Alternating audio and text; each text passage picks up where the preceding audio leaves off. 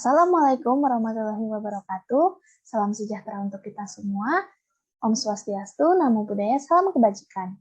Kali ini kami ingin mempresentasikan mengenai supply, demand, and government policy. Di sini saya akan menjelaskan tentang price ceiling. Nah, price ceiling ini adalah harga maksimum suatu barang atau jasa yang ditetapkan oleh pemerintah yang bertujuan untuk melindungi pembeli. Bagaimana harga maksimum memengaruhi hasil pasar? Sebagai contoh, di sini ada kurva keseimbangan es krim. Nah, diketahui bahwa harga keseimbangan es krim ini sebesar $3. Dan pada gambar ini pemerintah memberlakukan harga maksimum sebesar $4 per kon, yaitu di atas harga keseimbangan sebesar $3. Jadi pada kasus ini karena harga equilibrium es krim itu berada di bawah harga maksimum, maka harga maksimum yang ditetapkan pemerintah itu tidak mengikat atau tidak memiliki pengaruh terhadap harga maupun kuantitas es krim. Pada kasus ini, pemerintah memberlakukan harga maksimum sebesar $2 per kon. Nah, karena harga equilibrium es krim ini berada di atas harga maksimum, maka harga maksimum yang ditetapkan pemerintah ini mengikat di pasar. Nah, kekuatan penawaran dan permintaan cenderung menggerakkan ekonomi menuju harga equilibrium. Tetapi ketika harga pasar tersebut mencapai harga maksimum, harga tersebut tidak dapat naik lebih jauh dari batas tertinggi itu. Dengan demikian, harga pasar sama dengan harga maksimum. Nah, pada harga ini, kuantitas permintaan melebihi kuantitas penawaran, sehingga menyebabkan shortage atau kondisi di mana kuantitas permintaan melebihi kuantitas penawaran. Sebagai respon dari shortage tadi, akan muncul yang namanya rationing atau penjatahan oleh penjual. Nah, terdapat yang pertama ini adalah long lines, yaitu ketika pembeli yang bersedia untuk datang lebih awal dan mengantri akan mendapatkan barang, dan yang tidak bersedia tidak akan mendapatkan apa-apa. Lalu discrimination according to seller's bias, atau di mana penjual bisa menjatah barang sesuai dengan keinginan mereka. Misalnya hanya menjual kepada teman, kerabat, atau anggota kelompok sendiri. Nah, bisa diketahui bahwa walaupun harga maksimum itu ditetapkan untuk membantu pembeli, tidak semua pembeli mendapatkan manfaat dari kebijakan tersebut. Beberapa pembeli mungkin mendapatkan harga yang lebih rendah walaupun harus mengantri panjang. Namun beberapa pembeli lainnya tidak mendapatkan apa-apa sama sekali. Dari contoh tadi, kita bisa mengetahui bahwa saat pemerintah memberlakukan harga maksimum yang mengikat pada pasar kompetitif, akan muncul kekurangan penawaran dan penjual harus menjatah barang langka di antara banyaknya pembeli potensial. Selanjutnya saya akan menjelaskan tentang price floor affect market outcomes. Price floor sendiri yaitu harga minimum legal pada harga atau jasa yang telah ditetapkan oleh pemerintah untuk melindungi para penjual. Selanjutnya ada contoh soal atau contoh kasus, yaitu the market for unskilled labor, yaitu para pekerja yang tidak terampil, seperti itu kan, di pasar. Nah, misalnya dalam kurva itu ada upah para pekerja yang tidak terampil dengan banyaknya para pekerja yang terampil. Nah, upah para pekerja yang terampil ini titik equilibrium itu ada sekitar $4. Ada $4 untuk 500 para pekerja. Nah, pemerintah atau anggota sih lebih tepatnya, anggotanya itu para anggota pekerjanya itu merasa bahwa ini tuh kekurangan atau terlalu rendah dari titik keseimbangannya. Dalam hal ini mungkin pemerintah akan melembagakan harga pasar. Jadi pemerintah akan melakukan price floor. Nah, dalam PPT ini sebelum melakukan price floor itu sebelum melakukan price floor ada titik keseimbangannya tadi, $4 untuk 500 per pekerja. Nah, makanya dari itu kita akan melakukan metode price floor untuk mempertahankan harga selain tingkat keseimbangan. Kita akan menetapkan batas minimum yang sah seperti itu. Menggunakan metode price floor nih ya. Metode price floor-nya itu pemerintah mengenakan harga dasar yang menurunkan upah untuk para pekerja yang tidak terampil itu bisa menjadi $3 yang awalnya titik equilibriumnya itu $4 seperti itu. Nah, pemerintah menurunkan harga dan terjadilah seperti gambar yang ada di slide ya. Nah, dalam hal ini karena harga keseimbangan berada di atas harga dasar itu tidak jadi mengikat. Nah, kekuatan pasar secara alami menggerakkan perekonomian ke equilibrium atau titik keseimbangan dan harga dasar tidak berpengaruh. Seperti itu. Nah, jika pemerintah menaikkan harga upahnya itu untuk para pekerja yang tidak terampil itu $5 misalnya. Nah, maka harga equilibrium yang awalnya di $4 itu berada di bawah harga dasar. Harga dasar merupakan kendala yang mengikat di pasar. Kekuatan penawaran dan permintaan cenderung menggerakkan harga menuju harga equilibrium, tetapi ketika harga pasar menyentuh harga dasar, harga tidak bisa turun lebih jauh seperti itu. Nah, jika misalnya pemerintah itu udah menaikkan harga upahnya itu menjadi $5, apa yang akan terjadi? Akan terjadinya labor surplus. Jadi karena permintaan itu akan menjadi lebih sedikit ya. Permintaan itu akan menjadi lebih sedikit, yaitu 400. Jadi 400 para pekerja misalnya yang diterima oleh perusahaan atau para produsen seperti itu, dan sedangkan permintaannya itu misalnya ada jadi sekitar 550, maka dari itu akan terjadinya labor surplus sebanyak 150 seperti itu. Selanjutnya ada upah minimum. Upah minimum ini adalah contoh misalnya dari price floor sendiri ya. Nah, misalnya tadi pemerintah itu sudah menaikkan harga upahnya itu menjadi $5. Nah, maka akan terjadinya pengangguran ya. Karena permintaan oleh perusahaan itu lebih sedikit dibandingkan penawaran pekerja gitu yang banyak untuk melamar seperti itu. Nah, jika upah minimum berada di atas tingkat keseimbangan ini, jumlah tenaga kerja yang ditawarkan melebihi jumlah yang diminta. Akibatnya adalah ya tadi pengangguran. Jadi sementara upah minimum ini akan meningkatkan pendapatan para pekerja yang memiliki pekerjaan, tetapi akan menurunkan pendapatan pekerja yang tidak memiliki pekerjaan. Seperti itu.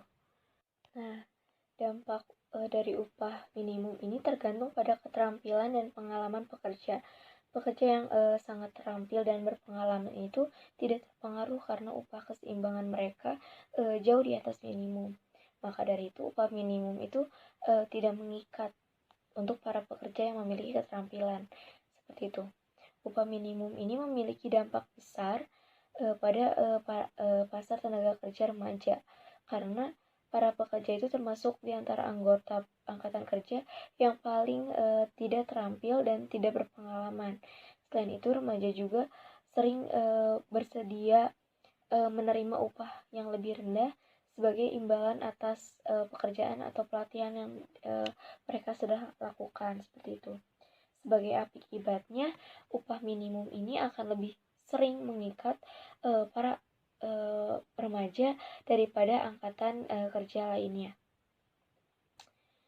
Nah, ada studi yang mengatakan bahwa 10% dalam upah minimum ini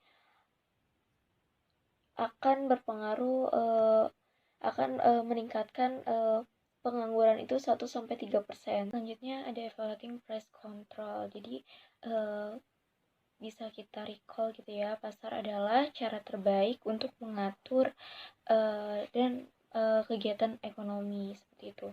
Yang kedua itu harga menjadi signals alokasi sumber daya masyarakat. Alokasi ini akan berubah ketika pembuatan kebijakan membatasi harga. Selanjutnya ada price control. Price control ini sering dimaksudkan untuk membantu orang miskin, tetapi juga sering lebih merugikan dibandingkan membantu orang miskin. Karena yang pertama itu rent control dapat mengurangi kualitas dan kuantitas dari perumahan yang terjangkau, dan yang kedua adalah minimum upah dapat menyebabkan kehilangan pekerjaan. Pajak. Pemerintah memungut pajak terhadap barang dan jasa untuk meningkatkan pendapatan negara, baik itu kepada pembeli ataupun kepada penjual. Pajak ini berfungsi untuk kemudian digunakan untuk pembangunan atau pendidikan dan lain-lain. Pajak terhadap pembeli yang harus diperhatikan ada 3, yaitu pajak terhadap pembeli menggeser kurva demand, bukan kurva supply. Kenapa demikian? Karena penjual atau supplier tidak terdampak terhadap pajak, sehingga harga yang dikeluarkan, biaya yang dikeluarkan sama seperti semula. Di sisi lain, pembeli harus membayar pajak kepada pemerintah, sehingga kurva demand berubah atau bergeser, lebih tepatnya tergantung dengan kebijakan pajak. Kemudian yang kedua yaitu menentukan arah pergeseran kurva. Kurva bergeser ketika pajaknya naik, kurva bergeser turun ke bawah atau ke sebelah kiri. Ketika pajaknya turun, maka kurva naik atau bergeser ke kanan.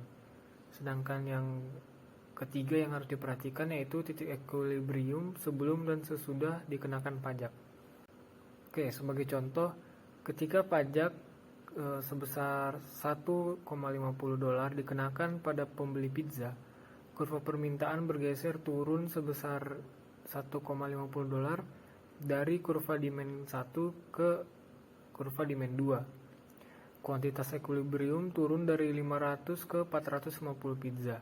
Harga yang diterima penjual turun dari $10 ke $9,50. Harga yang pembeli bayar termasuk pajak naik dari $10 menjadi $11. Meskipun pajak dikenakan pada pembeli dan penjual berbagi beban pajak.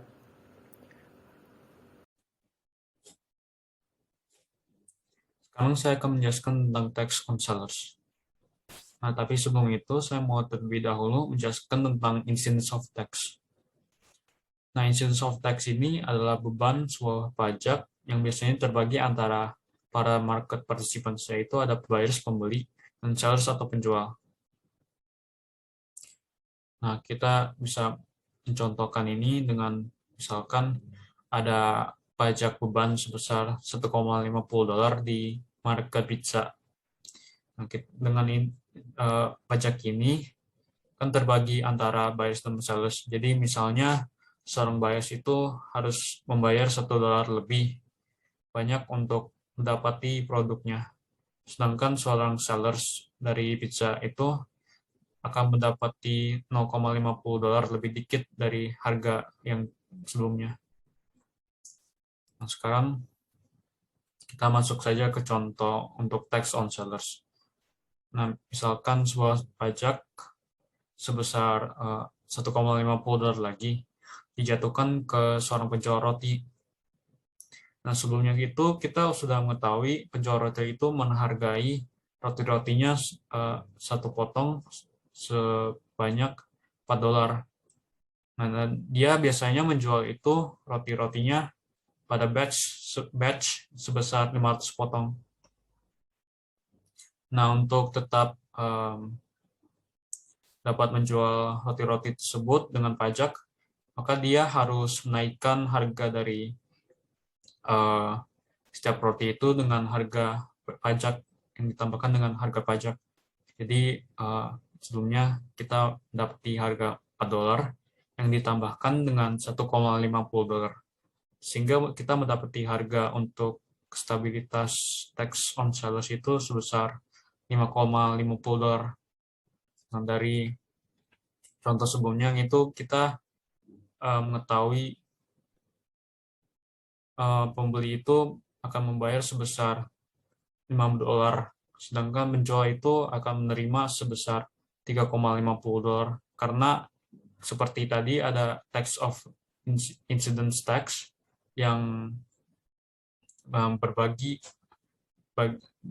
pada marketing participants-nya. Nah, sehingga jika dikurangi $5 itu dengan $3,50 itu, kita mendapati harga tax sebelumnya, yaitu $1,50. Selanjutnya, saya akan membahas mengenai elasticity and tax incidence. Nah, yang pada kasus pertama ini misalnya supply-nya lebih elastis daripada demand, atau demand-nya lebih inelastis daripada supply. Kita tahu kalau elastisitas harga penawaran itu mengacu pada bagaimana perubahan harga mempengaruhi kuantitas yang ditawarkan dari suatu barang. Nah, karena itu seller dapat dengan mudah meninggalkan pasar daripada buyer.